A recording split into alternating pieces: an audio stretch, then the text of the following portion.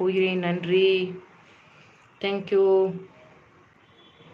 எல்லாரும் மனம் விட்டு பேசினால் எல்லாம் போகும். யாரும் பேச மாட்டேன்னு அடம் பிடிக்கிறார்கள்.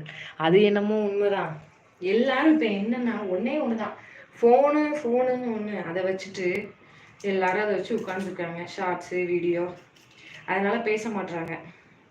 நாங்கள் நேற்று ட்ரெயினில் போகும்போது ஒரு பிரதர் பேசிகிட்டே இருந்தாங்க, ஒரு ஃபேமிலியோட, அவங்க அம்மா நாங்கள் எல்லாரும். அப்போ வந்து ஃபோன் எடுக்கலை. பட் ஏன்னா ட்ரெயின் போனாலே ஒரு மாதிரி வெளியே சுற்றி பார்த்துட்டு நம்ம மைண்ட் ரிலாக்ஸேஷனுக்கு தான் வெளியே போகிறது. அந்த மாதிரி போயிட்டே போகும்போது நிறைய பேசிகிட்டே இருந்தாங்க.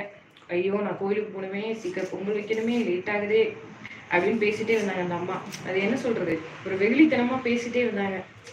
நேரம் போகிறதே தெரியல. ஐயோ கோயிலுக்கு போகணுமே, இத்தனை வருஷத்தில் கரெக்டாக போயிடுவோம், இந்த வாட்டி வந்து நாளாயிடுச்சு, சொந்தக்காரங்களுக்குலாம் கூப்பிடலையே அப்படின்னு சொல்லி பேசிகிட்டே இருந்தாங்க. கோயிலுக்கு போனால் நல்லது, பொங்கல் வைக்கணும், வருஷத்துக்கு ஒரு வாட்டியாவது வந்து நம்மளோட குலதெய்வத்துக்கு போகணும் அப்படின்னு சொல்லி பேசிகிட்டே வந்தாங்க. இப்போ நிறைய சொன்னாங்க.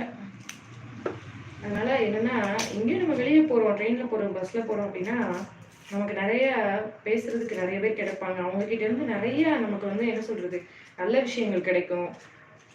அதனால எங்கே போனாலும் ஃபோனை கையில் வச்சுட்டே இருக்காம, பசங்களாம் பார்க்குறேன் நிறைய பேர் ஃபோனை மட்டும்தான் 2 மணி நேரம் ட்ராவல் பண்ணி வரோம், 2 மணி நேரமும் ஃபோனை கையில் வச்சுட்டே இருக்காங்க. எப்படிடா அது முடியுதுன்னு தான் எனக்கும் தெரியல. பார்த்துட்டே இருக்காங்க ஃபோனை 2 மணி நேரம். பார்த்தா கிரிக்கெட்டு இல்லைன்னா கேமு,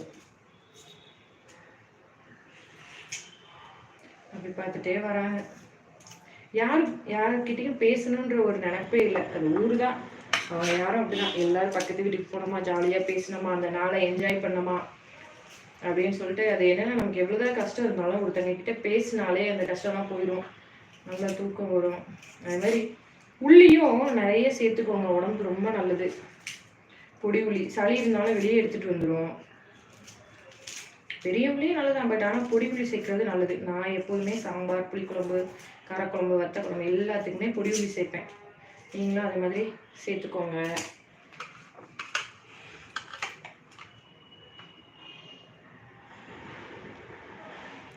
நீங்கள் சந்தோஷமாக இருக்கப்பவே நினச்சேன் உங்களுக்குள் ஒரு சக்தி உண்டு இருக்கும். ஓம் நமச்சிவாய. ஒரு நாள் முழுவதும் ஃபோன் இல்லாமல் இருந்தால் நன்றாகத்தான் இருக்கும், நல்லா தான் இருக்கும். ஆனால் என்ன பண்ணும், நம்ம இந்த மாதிரி ட்ராவல் பண்ணணும். ஒரு நாள் ஃபுல்லாக ஃபோன் இல்லாமல் இருந்தாலே நல்லா தான் இருக்கும். இந்த மாதிரி ட்ராவல் பண்ணணும். ட்ராவல் பண்ணும்போது என்னென்னா, பக்கத்தில் இருக்கிறவங்க கிட்ட அன்பாக பேசணும். அதே மாதிரி எல்லா குழம்புக்கும் இந்த சாம்பார், காரக்குழம்பு இதுக்கெல்லாம் வந்து ஒரு 2 பீஸ் மாங்காய் போட்டாலே அந்த குழம்போட டேஸ்ட்டே அள்ளும். ட்ரை பண்ணி பாருங்க எல்லாரும். அது மாதிரி ஒரு பூண்டு வந்து எல்லா குழம்புக்கும் சேர்த்துக்கணும். ஏன்னா நம்ம வந்து காய்கறிகள்லேயே சத்து நிறைந்ததுன்னு நிறைய சொல்கிறோம், ஆனால் சில இது வந்து வாய்வுத்துள்ள அந்த மாதிரிலாம் இருக்கும். அதனால் எல்லாத்தையும் கட்டுப்படுற ஒரே இது வந்து பூண்டு தான். ஒரு பல் பூண்டை உரிச்சு போட்டுருங்க. எப்படியும் அது குழந்தைங்களுக்கும் நல்லது, நமக்கும் நல்லது. எல்லா குழம்புக்கும் பூண்டு போட்டுருங்க. பூண்டு போட்டு வச்சாலும் அது ஒரு வாசம். குழம்புக்கு வந்து எல்லா காய்கறிகளும் போட்டால் தான் ஒரு வாசமே வரும். கத்தரிக்காய், தக்காளி, மாங்காய், முருங்கைக்காய், பொடி உள்ளி, பூண்டு, தக்காளி இதெல்லாம் இல்லாமல் குழம்பே வைக்க முடியாது. அப்படி வச்சோம்னா டேஸ்ட் மனமே வராது. நம்ம என்னதான் மசாலா பொடி என்னதான் போட்டாலுமே இந்த எல்லா காய்கறிகளையும் போட்டு மசாலா பொடி கொஞ்சமாக போட்டால் கூட போதும், அந்த வாசத்துக்கு வந்து எதுவுமே ஈடு இல்லை. அதனால எல்லா காய்கறிகளையும் டெய்லி சேர்த்துக்கோங்க. ஒன்று சேர்த்துக்கோங்க. ஒன்று சேர்த்தாலே நம்ம ஃபேமிலிக்கு கரெக்டாக வரும், வாசமாகவும் இருக்கும். பக்கத்து வீட்டு மாங்காய் திருடி போட்டால் இன்னும் சுவையாக இருக்கும். ஆமாம் இருக்கும், எங்கள் இதுலேயே மாங்காய் கிடக்கு. பட் ஆனால் இன்னும் பருக்கலை. நல்லா பருத்ததும் அது வந்து என்னென்னா புளிக்கும் அந்த மாங்காய். அதே இது நல்லா விளைஞ்சு பழுக்க வச்சோன்னா நல்லா இனிப்பாக இருக்கும். ஒவ்வொரு மாங்காய் ஒவ்வொரு டேஸ்ட் இல்லை, அது மாதிரி அந்த மாங்காய் வந்து பிடிக்கும். இன்னொன்று பிஞ்சாக இருக்குது, கொஞ்சம் விளைஞ்சது போட்டால் தான் வந்து அந்த குழம்பு வந்து நல்லா வாசமாக வரும். அதனால் போகட்டும் அப்படின்ட்டு போட்டிருக்கோம். காமிக்கிறேங்க மாங்காய் இருக்குதா. மாங்காய்